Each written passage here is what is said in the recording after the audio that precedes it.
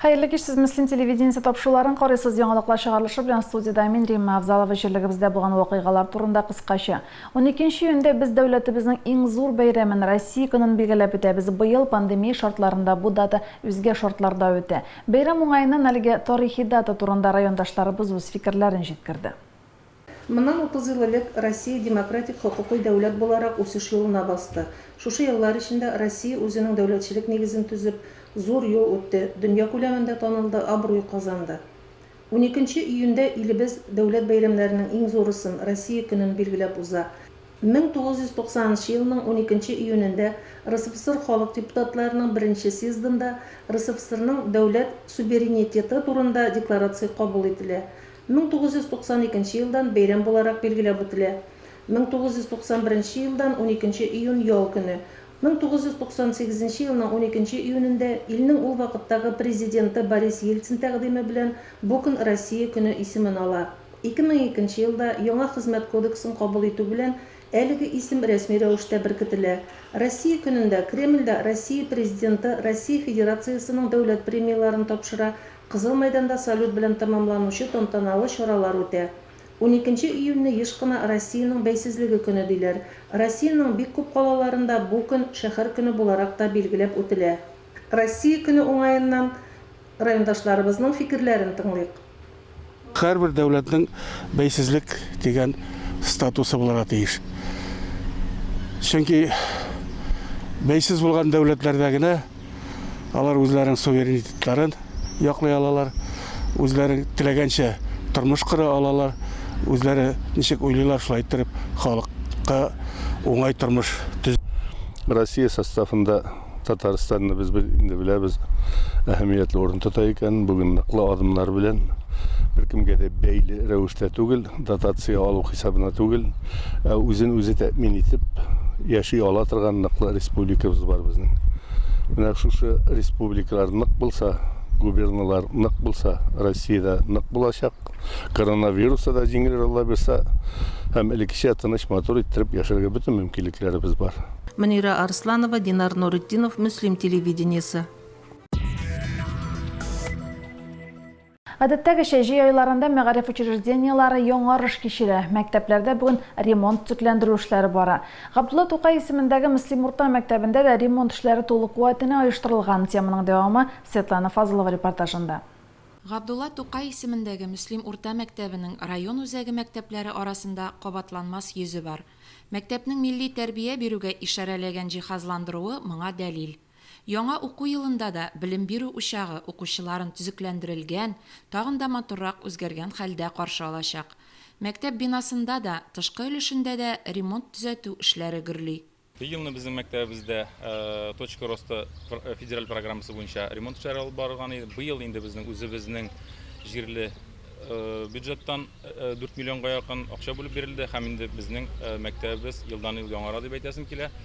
Быел безнең эшләрне ички якта ремонтларыбыз инде ул штукатурмаляр эшләре бара, спортзалларыбыз яңара, аларны буйыйбыз. Һәм инде столовыйда берникадәр үзгәрешләребез бар. Ишекләр алыштырабыз. Барлык ишекләрне бертөрле матур иттереп, һәм инде яңартып куябыз. Мәктәпкә керүгә үк башкарылган эш күләме шаккаттыра. Диварларны штукатурлау буяу инде төгәлләнеп килә.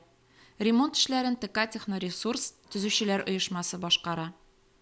Тышкы яктан ишек төпләренә керамик плитканы Ярчаллыдан килгән крепость җәмгыяте эшчеләре җәя. Мы приехали из набережных Челнов, ООО компания «Крепость». Осуществляем вот такие работы, ложим плитку, делаем потолочки Армстронг, в туалетах ремонт производим. Ну и в дальнейшем там косметику будем наводить. Белем йортына илтүче сукмак олы тормыш юлын башлау билгесе. Шуны исәпләп, тротуарлар да тәртипкә китерелә. Ремонт эшләре озакламый төгәлләнер дип көтелә. Безнең инде берникадәр классларыбызда ремонт линолеумнар алыштырылды һәм инде светодиодный лампалар алыштырылды. Укытучыларыбызга уңайлы булсын өчен инде аерым бәдрәфләр ясыйбыз. Столовый кызларыбызга җайлы булсын, уңайлы булсын өчен инде шулай ук бәдрәфләр ясалды. Төгәлләүне инде без июнь узакларына дип торабыз. Алла берсә, Сабан туя кунаклар пашаларга безнең мәктәбебез әзер булыр дип өметләнәбез. Һәр дәүләтнең байлыгы һәм киләчәккә өмете балаларда. Илебез киләчәгенә ныклы фундамент салу, һәр балага дөрес белем һәм тәрбия бирү өчен яхшы шартлар тудырылуы куанычлы күренеш.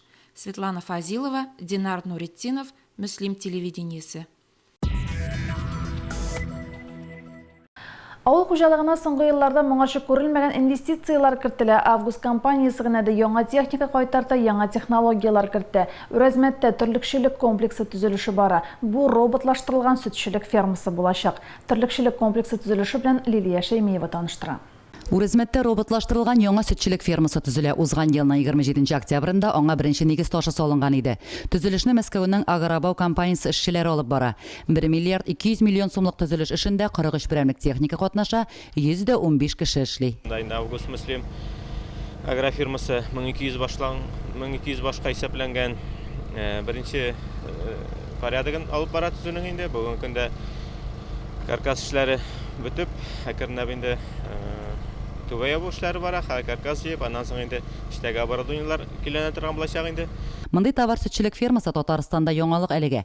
Аның иң беренчесе нәкъ менә Мөслимдә булуы да үзе зур куаныч. Биредә 1200 баш савым сыерлары булачак. Гольштейн Фриз токымлы күп күләмдә сөт бирүче бу асланаларны август-сентябрь айларында Германиядән алып кайтырга планлаштыралар. Төзелеш эшләрен 27 ноябрьгә төгәллибез дип ышандыра төзүчеләр. Согласно графику, в первую очередь должна закончиться на ноябре месяце. Но мы уже приступили ко второй очереди, уже сняли плодородный слой и сделали 70% вертикального слоя снято. Значит, в данный момент даже у нас заготовлены на вторую очередь фундаменты на короне 100%. Бүгенге көндә шушы комплекс янында икенче порядыгы дибез, ансында 1200 башка исәпләнгән. Ансында роботлар сауса, ансында карусель тибендагы сөт саву системасы булачак. Бу инде шуңа общий ансы 2022 елда сафка басу дип планлаштырыла инде. Общий шушы комплекс инде безнең 2400 башка исәпләнгән.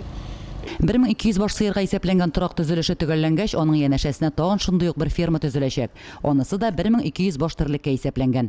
Берсендә сыерларны роботлар сауса, икенчесендә карусель системасы урнаштырыла. Бер робот 70 сыерны саварга сәләтле булачак. Монда инде яңалык буларак кросс-вентиляция системасы булачак инде. Ул Татарстан Республикасында беренчеләрдән булып безнең районда булачак. Шуңа инде Алла бирсә, сыерлар бу астаналар кайтып, сөт җитештерүне арттыруда күздә тотып инде шундый эшләр эшләнә. Ферманың үзенчәлеге шунда, гади тел белән әйткәндә, калдыксыз җитештерү тармагы булачак монда. Сыерларның тизәкләре махсус сепаратор бүлегендә эшкәртелеп, берничә мәртәбә фильтр аша үтеп, брикетланып куелачак. Алга таба җирләргә органик ашлама буларак кертеләчәк. Ә сыек өлеше лагунада тупланып, сугару өчен кулланылачак. Лилия Шәймиева, Динар Нуритдинов, Муслим телевидениесе. Июньнең 1-нче якшәмбесендә мелиораторлар һөнәри бәйрәмнәрен билгеләп үтә. Совет чорында тулык куәтенә эшләгән сугару системалары ил күләмендә таркалуга карамастан, җирлегебезнең мелиорация оешмалары яшәүдән туктамады. Мелиорация Муслим предприятиесе җәмгыяте һәм Алга ПМК мелиорация оешмасы буаларны һәм гидротехник корылмаларны ремонтлау белән шөгыльләнә. Әлфинур Нугманова Ольгина буасында барган капиталь ремонт эшләре белән танышып кайтты. Бүгенге көндә районда 31 буа бар. Соңгы елларда гидротехник корылмаларны төзү-төзекләндерүгә зур игътибар бирелә. Байык, Яңаусы, Иске Вәрәш авылларында буалар төзелде. Барлыгы 28 буада капиталь ремонт үткәрелде. Шул рәвешле ел сайын 2-3 буа төзекләндерелә. 70нче еллар ахырында төзелгән Ольгина буасы райондагы иң зур ясалма сулыкларның берсе. Биредә су элеккеге дәрәҗәсеннән 2 метр ярымга күтәрелгән. Буаның су өслеге көзгесе 43 гектар тәшкил итә. Төзекләндерү эшләреннән соң буаның су сыйдырышлылыгы тагын да артып 1 миллион кубометрдан артып китәргә тиеш дип исәпләнә. Без барганда мелиорация Муслим предприятиесе җәмгыяте төзүчеләре буаның су ташлагычына бетон җыю эшләрен башкара иде. Гомумән, быел Ольгина буасында республика бюджеты хисабына 4 миллион ярым сумлык капиталь ремонт эшләре үткәрү каралган. Ольгина буасында противопаводкыга каршы буада 4 миллион ярымлык эш планлаштырылган. Бүгенге көндә бетон салу эшләре белән мәшгуль. Үзебезнең оешманың көче белән һәм Муса җегетләре краны бетоннары белән башкарылып дәвам итә. Киләсе елга тагын да күләмле эшләр планлаштырыла. Метрей һәм Яңа Усы басуларында 628 гектар майдан биләүче сугару системасы төзеләчәк. Моның өчен федераль бюджеттан 90 миллион сум финанс бүленгән. Дальше бу каралган 3 елга улгын буасы 90 миллионлык эш планлаштырган монда. Полный капитальный ремонт. Илы алына лайы дальше монда басуларга араша имей басулар ясала. Оешма бүген Секия буасында да төзекләндерү эшләре алып бара. Узган ел 6 миллион сумлык эш башкарган булсалар, быел 10 миллион сумлык төзекләндерү эшләре көтелә. Шул кадәр күләмле эшләрне башкару өчен оешманың матди-техник базасы да куәтле, эшчеләре дә җитәрлек. Кайсы гына хезмәтчән турында сорасаң да, җитәкчелектән универсал дигән бәяләмә ишетәсең. Фаяз Сөләйманов 7 дистәсен тутырса да, яраткан эшеннән аерылмый әнә. Техника белән җиреше белән шөгыльләнә, планировка җиреше инде кирәк икән. Малайларга да булсам көрәк белән дә. Мелиорация мөслим предприятиесе җәмгыяте федераль бюджет хисабына роща басуларындагы сазлы урыннарны киптерү эшләрендә башлаган. Анда 300 гектар мәйданда 16 километр озынлыкта турба салалар. Эльфинур Нуманова, Айрат Фазилов, Мөслим телевидениесе. Тирә-юнебезне яшелләндерү максатында күләмле эшләр башкарыла, төрледән-төрле агач куаклар утыртылган мөслимебез урамнары яңа төс алды. Моторлыкны саклау өчен агач куакларга тәрбия дә таләп ителә. Шул хакындагы сюжетта. Җәйге эссе көннәрдә агач куаклар безнең ярдәмгә мохтаҗ, чөнки бер үсемлек тә озак вакыт сусыз яши алмый. Шөкер, табигатькә битараф булмаган, үсеп килүче буында агачларга сак караш тәрбияләп яшәүче гаиләләребез бар. Деревья приносят нам кислород, знаешь, и природу, видишь, зеленые, красивые яблоки, самый главный кислород. Ağaçlarını saklарға керек, су сеуіп тұрға керек. Сындырмыйша қарап қана тұрға керек. Бұл ішке сіздің фикіріңізше балаларны да тарту керек ме? Балаларны обязательно тарту керек, балаларны бәлкеш шақтан өсіріп, ішке үйретіп өсіре керек. Около нашего забора растут декоративные яблони и вишни. Мне нравится за ними ухаживать. Икъярында урнашкан гаилә аланындагы агач куакларда бүген ярдәм көтә. Без барганда Юсуповлар гаиләсе үзләре утырткан сирень куагына су сибәргә килгән иде. Хикмәт әле бит агачның кичкенәлеге зурлыгында түгел, нашы гаиләнең үзенең истәлеген булдыру. Диләреләр бер заман үсеп җитәр. Шушы никахлаша торган аланда янәшә генә бит инде. Шушы аланга никахлашырга төшкәчтен менә без үтәй вакытта утырткан идек. Шушы агачны бергәләп тәрбияләп үстердек дип, горурланып сөйләрлек булыр дип ышанып, өметләнеп торабыз инде. Соңгы көннәрдә явып үткән яңгырларга карамастан, комлы туфракта дым юк диярлек. Буйга киткән агачларның тоткаларын ныгыту ихтыяҗы да барлыкка килгән. Шул сәбәпле мәгариф бүлеге хезмәткәрләре гаилә аланында өмә оештырдылар. Бүгенге көнгә менә күпчелек агачларны караучы кызганычка каршы юк, аларның астын чистартып, әзрәк кенә тигезләп, яңадан бәйләп, кортлаган агачлар да бик күп, аларның әзрәк кенә кортларын җыеп килүче юк. Шуңа инде без моның өчен бик борчылдык та инде, шуңа чыгарга булдык. Җәмгыять иминлеге башында гаилә ныклыгы икәнен аңлап, нигез салынган ык буендагы гүзәл пишмакта гаилә аланында һәр чак тәртип һәм матурлык хөкем сөрер дип ышанабыз. Светлана Фазилова, Динар Нуретдинов, Айрат Фазилов, Мөслим телевидениесе. Алга таба мизгел яшьләр үзәгендә тантаналы чара үтте. Беренче бәбиләре туган яшь гаиләгә автолюлька тапшырылды. Гаиләне район башлыгының социаль мәдәни мәсьәләләр буенча орынбасары Марина Бәдретдинова, районның даи җитәкчесе Айнур Хайретдинов тәбрик итте. Метрей авылында гомер итүче Илгизә һәм Булат Галимҗановларның кечкенә кызлары Зәринә мотор парның көтеп алган нәниләре. Бүләк аларга бала төп пассажир акциясе кысаларында бирелде. Аллаһка шөкер, бүген безнең кызыбыз туды. Зәринә исемле, Аллаһка шөкер, исән сау булсын бала. Шундый тантаналы көндә бик күп тәбрикләүле сүзләр ишеттек. Рәхмәт. Собыебыз әйбәт кенә үссен. Амин. Яшь гаилә бу көнне бик күп тәбрикләүләр кабул итте. Район башлыгының котлау открыткасы, чәчәк гөлләмәсе һәм бәбинең туу турындагы таныклыгы һәммәсе җылы сүзләр белән үрелеп тапшырылды. Яшьләр үзәгендә без яшь гаиләнең беренче сабый тууы белән котлап, аларга автокресло бүләк иттек. Һәм әйтәсе килә, әтиәннәрнең, балаларның тормышы, сәламәтлеге үзебезнең кулда, аларның иминлеге өчен үзебез җаваплы. Бала туйында билгеле һәрбер гаиләдә шатлык. Бездә инде бүген Илгизә белән Булатның туган кызларына автолюлька бүләк иттек. Ул безнең бала төп пассажир акциясе кысаларында бирелде бу бүләк.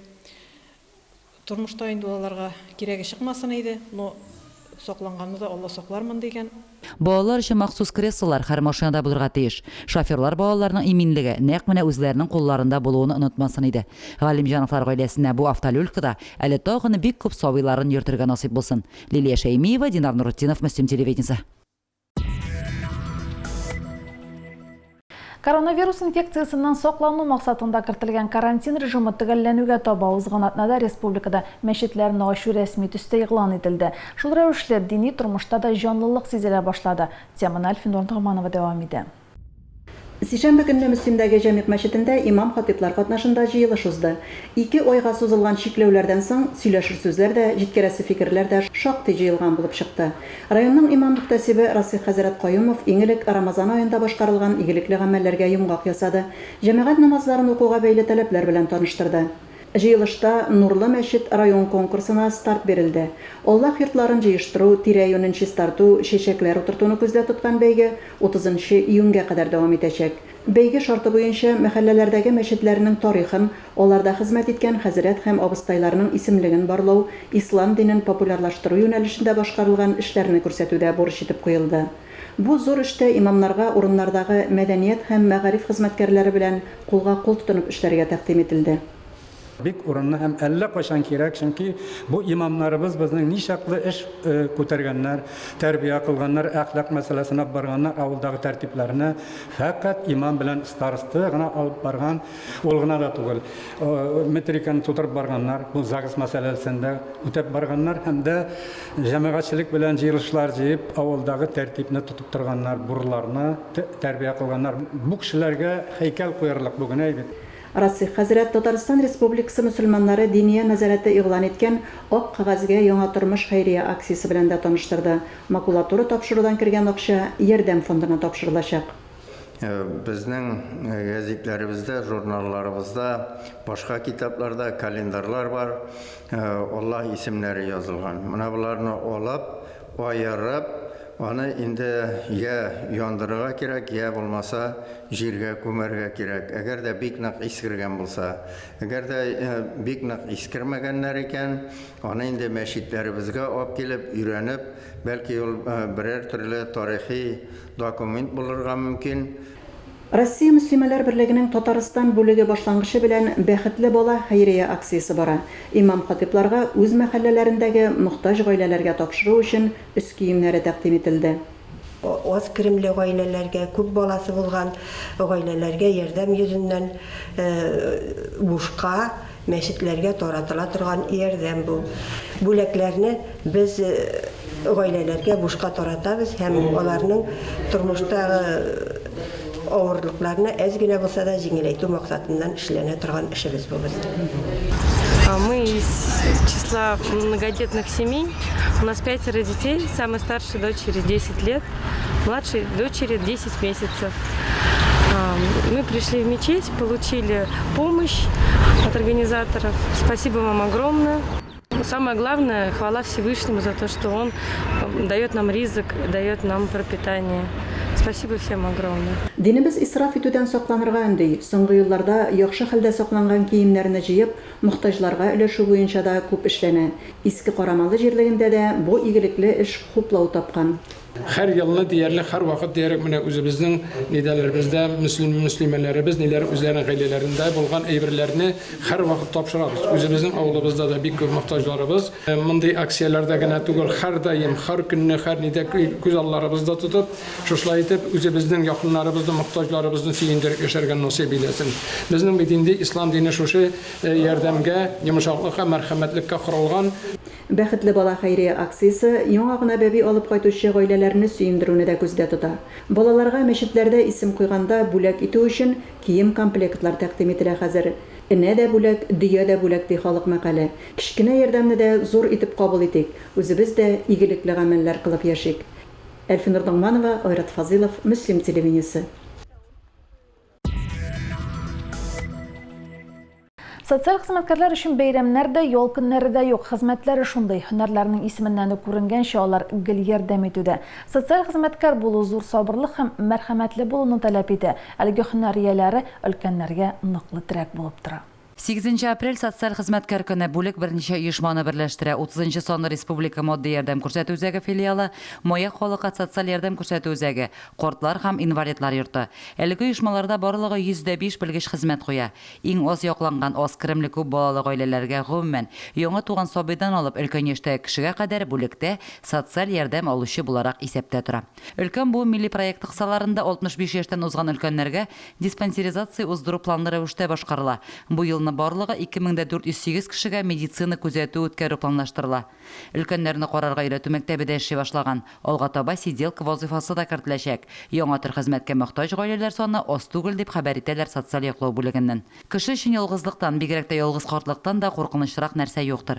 Гомере буе эшкә бирелеп, үзен башкалар турында кайгыртуга багышлаган, шәхси тормыш турында онытканлыгын ылагайгач кына аңлаган, һәм әлеге проблемалары белән ялгыз калганнар әз түгел. Алар өчен социаль хезмәткәр дөнья белән бәйләүче ышанычлы таяныч. Ни кызганыч, ярдәмгә мохтаҗ кешеләр саны кимеми. Мөслим интернаты андыйларны үз канаты астына ала. Районның Кортлар һәм инвалидлар йортында бүген көндә 57 кеше гомер кичерә. Лилия Шәймиева, Динар Нурытдинов, Мөслим телевидениесе. Өлкән яшьтә булуларына карамастан абый апаларының актив тормыш алып барулары сөендерә. Авылларда да күп андыйлар. Баланлы авылының актив өлкәннәре Миргаяз Гыйниятуллин белән Илхамия Гәрәева турында алдагы сюжетта. Миргаяз Гыйниятуллин сугышчы баласы. 1943 елда дөньяга килә ул. Миргаязга яшь ярым вакытта 1944 елның ноябрендә әтисе һәлак була. Әни мине озак кимезгән, шуңа исән калганмындыр дип искә ала Миргаяз абый сугышчырын. Кәҗмәсен ташадык. Әзрәк шабата да киеп алдык шунда. Төрле вакытлар булды инде. Әнкәнең тырышы аркасына алгандыр, бик шабата кимәдем. Миңа ботинка беренче класска кергәндә матрасны сүтеп, матрастан пелтә тегеп бирделәр. Бәрәңге уңадыр безнең бәрәңге белән тамак тугы инде. Илхамия Гәрәева 1951 елда дөньяга килгән. Сугыштан соң ипи ашый башлаган еллар була бу. Әтисе Төньяк фронтта дивизия разведчигы була. 1943 елда кулы яраланып туган ягына кайта. 9 айдан соң янәдән фронтка китә. Әтисенең 4 абыйсы яу кырында ятып кала. 44 елда киткән, шул декабрьдәме киткәндә яңадан 46 елның ахырында гына кайткан. Аны уже сугышка алмаганнар. Кулы автомат күтәрелмәгәчтен. Новосибирск ягында, шул Сибир ягында немец әсирләрен саклаганнар, шунда эшләгән инде. Миргаяз абый белән Илхамия апа 2010 елда гаилә корганнар. Тавыклар тоталар, яшәшә җиләк-җимеш үстерәләр, тормышларыннан икесе дә канәгать. Һәркемнең дә үзенең туган җире тарта инде, анда нәрсә эшләп йөрим Казанда. Һәм дә үзеңнең хуҗалыгың, үзеңнең әзрәк хайван асрап аласың, нәрсә теләсәң. Тавыкларда асрыйсың, кәҗәдә асрыйм, менә шулай итеп яшәйм инде. Авыл халкының күпчелеге өлкән яшьтә, күп эштән нәкъ менә өлкәннәр ярдәм итә. Илхамия апа белән Миргаяз абый да авыл башлыгының ярдәмчеләре. Илхамия Миргаяз Гыйниятуллиннар гаиләсенә әйтәсем килә. Сугыш чоры балалары авырлыкны күреп үскән, эшләгән, яшәгән кешеләр, шуның белән тормышның кадерен белеп яшиләр. Һәрвакыт чараларга катнашалар, үзләреннән һәрвакыт, һәр даим өлеш кертәләр. Мөмкинлекләре булган сайын спонсорлык ярдәмнәре күрсәтеп, чараларыбызның үзәгендә кайнарга тырышалар. Минем инекем шушындый. Ул үзендә булган бер әйберне яртсын кешегә бирмәсә, сорап кергән кешегәме, ул җыклый алмыйдыр юланы. Менә миндә дә шушы әйбер.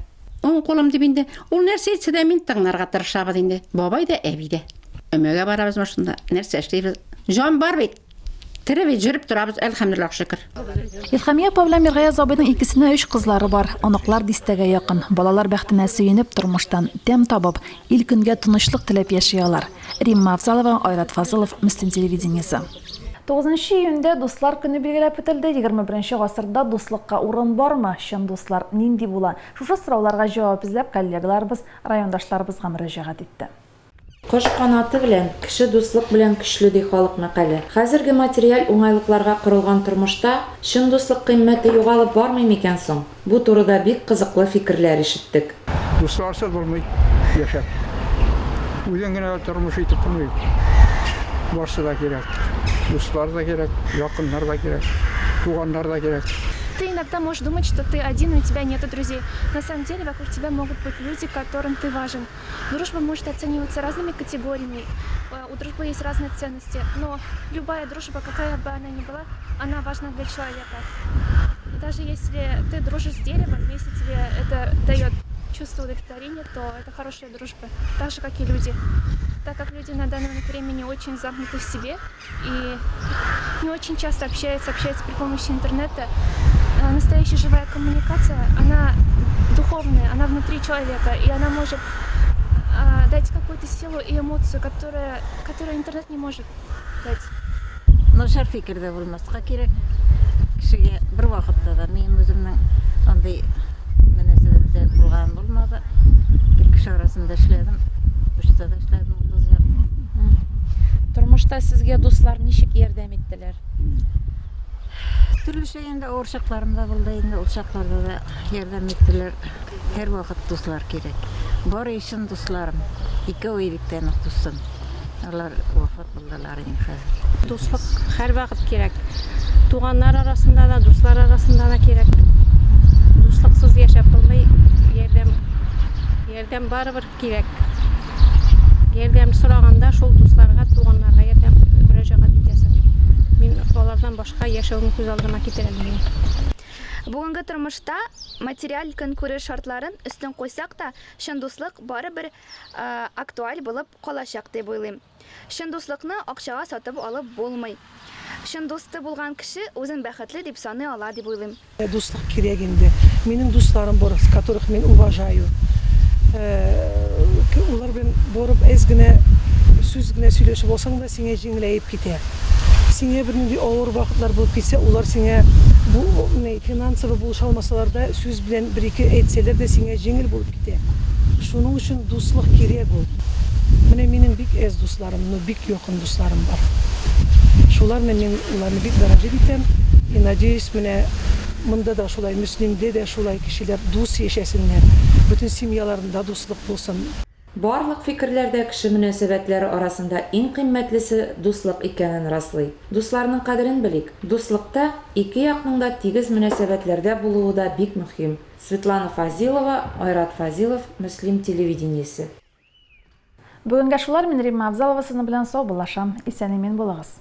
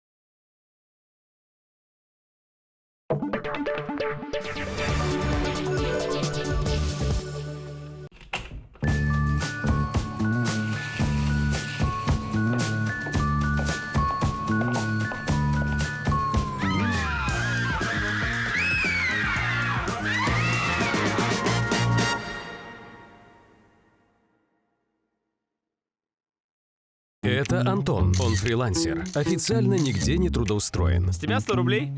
И чтобы на пенсии он чувствовал себя спокойно и безопасно, ему надо всего лишь открыть брокерский счет с высокодоходными бинарными опционами для выхода на уровень пенсионного обеспечения равному стажу в 25 лет. Но гораздо проще зарегистрироваться как самозанятый и добиться того же в один клик. Остались вопросы? Приходи в Центр поддержки самозанятых. С тебя 100 рублей. Ага, может, чек еще выпишешь? Уже выписал. Теперь честным быть просто.